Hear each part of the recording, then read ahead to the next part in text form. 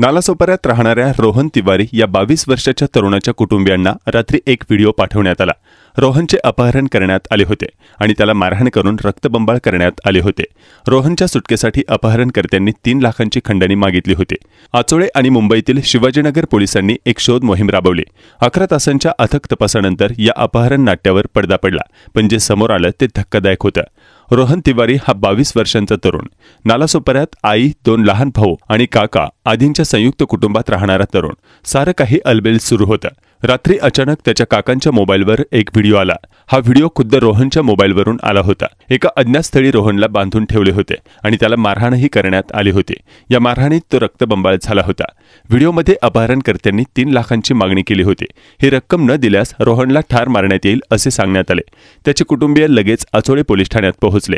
गुन्हे प्रकटीकरण शाखेचे सहाय्यक पोलीस निरीक्षक यशपाल सूर्यवंशी आणि त्यांच्या पथकाने घटनेचे गांभीर्य ओळखून या प्रकरणाचा तपास सुरू केला। पोलिसांनी रोहनच्या मोबाईलचे लोकेशन काढले असता ते चेंबूरच्या म्हाडा कॉलनी परिसरातील होते। हा संपूर्ण भाग दाट झोपडपट्टीचा होता। आचोळे पोलिसांनी स्थानिक शिवाजीनगर पोलीस ठाण्याची मदत घेतली। अपहरणकर्त्याने फोन बंद केला होता, त्यामुळे अडचणी वाढत होत्या। पुन्हा अपहरणकर्त्यांचा फोन आला आणि वेळ कमी असल्याचे सांगितले। पोलिसांनी मग आपला डाव टाकला। त्यांनी अपहरणकर्त्याला बोलण्यात गुंतवून ठेवलं। आता बँक बंद असल्याने पैसे काढता येणार नाही असे सांगून तात्पुरते 5000 रुपये पाठवले। अपहरणकर्त्याचा नाईलाज झाला। सकाळी 9 वाजता बँक उघडेल आणि पैसे काढू असं सांगून वेळ मारून नेली। दरम्यान पोलिसांचे पथक रात्रभर विविध ठिकाणी छापे घालत होते, पण काही हाती लागत नव्हतं। त्यामुळे पोलिसांनी जागोजागी नाकाबंदी केली होती।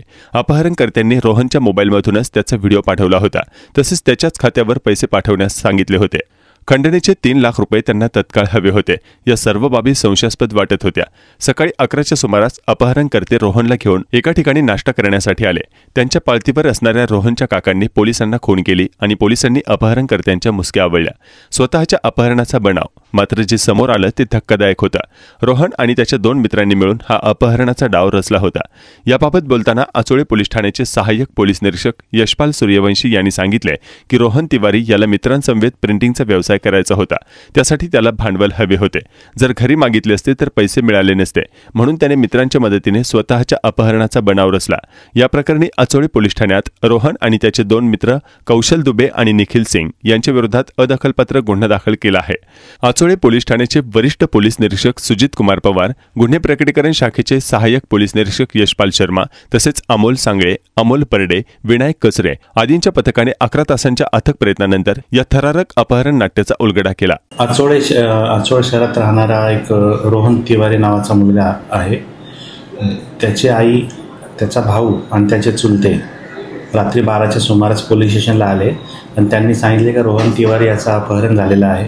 त्याला कोणीतरी बांधून ठेवले, मारहाण करत आहेत आणि 3 लाख रुपयाची त्याच्याकडनं पैसे मागत आहेत, म्हणजे खंडणी मागत आहेत। त्याच्यावरनं ते आल्यानंतर इथं पोलीस स्टेशनला आम्ही तात्काळ त्यांची दखल घेत जो व्यक्ती होता ज्याने त्याला बांधून ठेवलं होतं तो या अपहरित मुलाच्या मावशीच्या मुलासंगती, म्हणजे मावस भाव संगती कंटिन्यू बोलत होता आणि 3 लाख रुपये मागत होता। त्यात तो ऑनलाईन पैसे मागत होता, रोख काय मागत नव्हता। तर त्याला बोलण्यात गुंतवून आम्ही जास्तीत जास्त माहिती काढण्याचा प्रयत्न केला। त्याच्यातनं अशा गोष्टी लक्षात आल्या की ह्याला इथं किडनॅपिंग करून ह्याला कुठेतरी मुंबईला ठेवण्यात आलेलं आहे आणि त्याचं CDR SDR काढायचा आम्ही प्रयत्न केला असता त्याचं ते लोकेशन शिवाजीनगर, गोवंडी, मानखुर्द या परिसरात असल्याचे समजले। त्याच्यानंतर आम्ही तात्काळ एक पोलीस पथक APS सूर्यवंशी आणि इतर यांचं तयार करून ते तात्काळ ते रवाना केलं।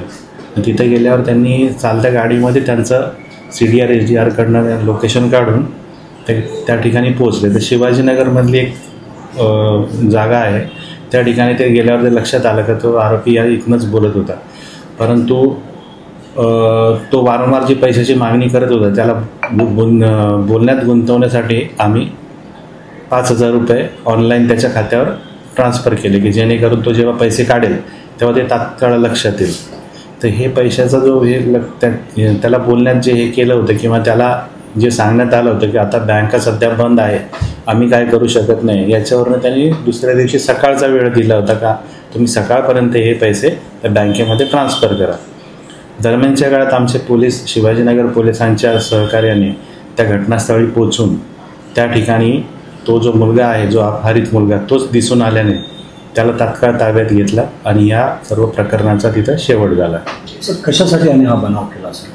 तो रोहन तिवारी नावाचा जो मुलगा आहे त्याचे व्यावसायिक जे मित्र आहेत त्यांनी ते गोवंडी शिवाजीनगर परिसरामध्ये एक दुकान भाड्याने घेतलं होतं. त्याचं डिपॉझिट आणि त्याची मासिक हप्ते हे भरण्यासाठी त्यांना 3 लाख रुपयाची गरज होती. तर त्याच्यासाठी जो अपहरित मुलगा आहे त्यानेच ते निखिल दुबे नावाच्या मुलाला सोबतीला घेऊन त्यांनी प्लान बनवला की जर मी माझ्या काकाला किंवा त्याच्या चुलत्याला ही क्लिप पाठवली तर ते पैसेवाले असल्याने ते त्वरित ते पैसे त्यांना पाठवतील आणि ते पण ऑनलाईन पाठवतील, कुणाला काही संशय येणार नाही. परंतु त्याचे काका जे आहेत ते पोलीस स्टेशनला आले नाही. पोलिसांनी तात्काळ दखल घेत याचा अत्यंत वेगवान पद्धतीने तपास केला आणि पुढच्या 10-11 तासामध्ये हे सगळं प्रकरण निस्तारलं आणि जे काही अपहरणाचा बनाव झाला होता हे स्पष्ट झालं.